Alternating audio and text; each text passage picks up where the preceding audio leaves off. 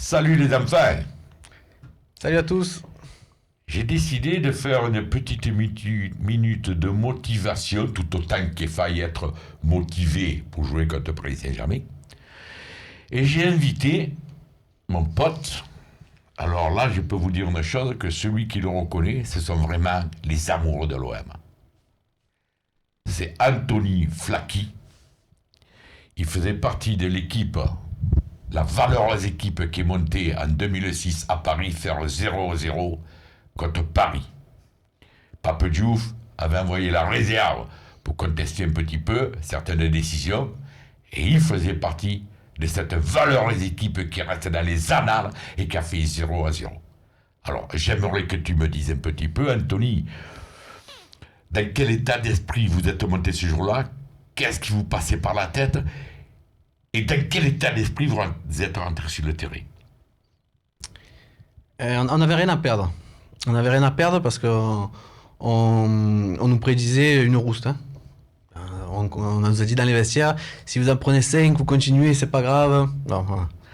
Donc on était un peu dans cet état d'esprit. Et c'est un peu la comparaison qu'on peut faire avec le match de dimanche. Parce que si on regarde la télé, on entend il va en prendre temps. Même Rabiot, il s'est amusé à dire ils vont essayer de ne pas en prendre trop contre nous. Voilà. Donc on était dans cet état d'esprit, rien à perdre, on va y aller. Il y avait un joueur majeur qui motivait dans cette équipe, un joueur majeur, genre Sivelli aussi, ouais. On avait choisi, c'est Alain qui avait été choisi comme capitaine, qui représentait un peu non, parce qu'il y en a beaucoup. Alain Cantarel, pardon. Voilà. Alain Cantarel, qui était notre capitaine, et donc qui est un gars plutôt réservé, plutôt timide. Et bien là, ce jour-là, ça avait été vraiment le leader du groupe. Et c'était transcendé. Ouais, exactement. Voilà, alors je m'adresse aux joueurs.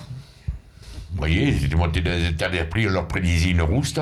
Ils sont montés là-haut, ils ont pris les couilles entre les mains, les dents comme ça, ils sont rentrés, ils ont fait machine. Vous me direz, l'équipe de l'époque n'est pas l'équipe de Paris Saint-Germain de maintenant, mais l'équipe de l'Olympique de Marseille n'est pas non plus l'équipe réserve qu'avait à cette époque. Il y avait les Bocali, les Cantarey, les Denoun, c'était des jeunes. Ouais, quelques pros qui jouaient pas beaucoup.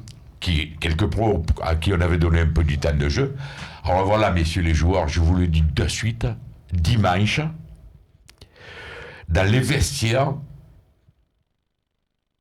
faites ce que vous voulez, vous parlez pas, vous vous mobilisez dans votre tête tout seul.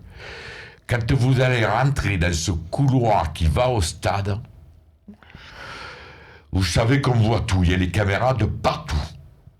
Si on en voit un en train de dire bonjour à eux ou claquer la bise, si on voit des petits gestes d'amitié, des clins d'œil, parce que là, il n'y a pas plus d'amis que de beurre au cul, là, les gars.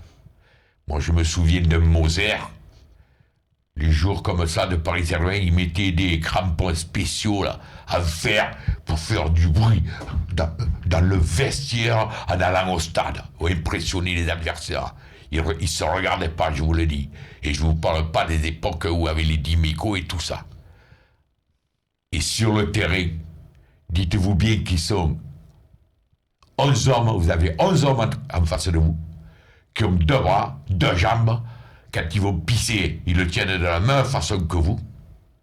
Ils ont rien de supérieur à vous, sinon, soi-disant, vous prouverez que non, plus de technique. Mais je compte sur vous pour leur prouver que non. Ce ne sont pas des surhommes, ce ne sont pas des super footballeurs. C'est une équipe que quand ils rencontrent une équipe de l'Olympique de Marseille qui a envie, eh bien on les fait marron. Je veux, et attention à la fin du match, arrêtez avec vos changements de maillot là, hein. On ne change pas les maillots. On ne donne pas le maillot de l'Olympique de Marseille à n'importe qui. On se le garde sur l'épaule ou on les jette aux supporters. Un maillot de l'OM, on ne le donne pas à un adversaire. Même à la fin du match, le maillot de l'OM, il doit être porté par des hommes dignes de ce maillot. D'accord, les gars? Donc, compte sur vous. Dis-leur un mot. Dis-leur ce qu'ils t'ont dit tes entraîneurs et tout à ton époque.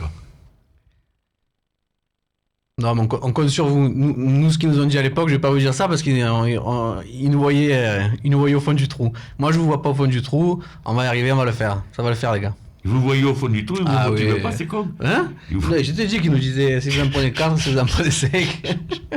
Eh ben voilà, les gars, Anthony Flaki.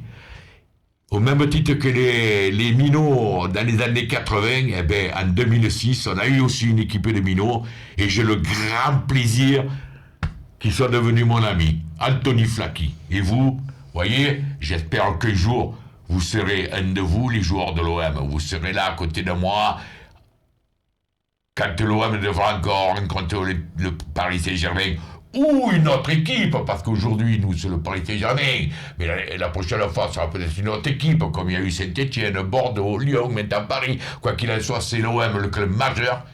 Et tous les matchs de l'OM sont des matchs majeurs pour toutes les équipes de Ligue 1. Mettez-vous bien ça dans la tête, les joueurs de l'OM. On compte sur vous. On compte sur vous pour entrer sur le terrain avec la victoire dans le regard. Ciao les gars, à lundi.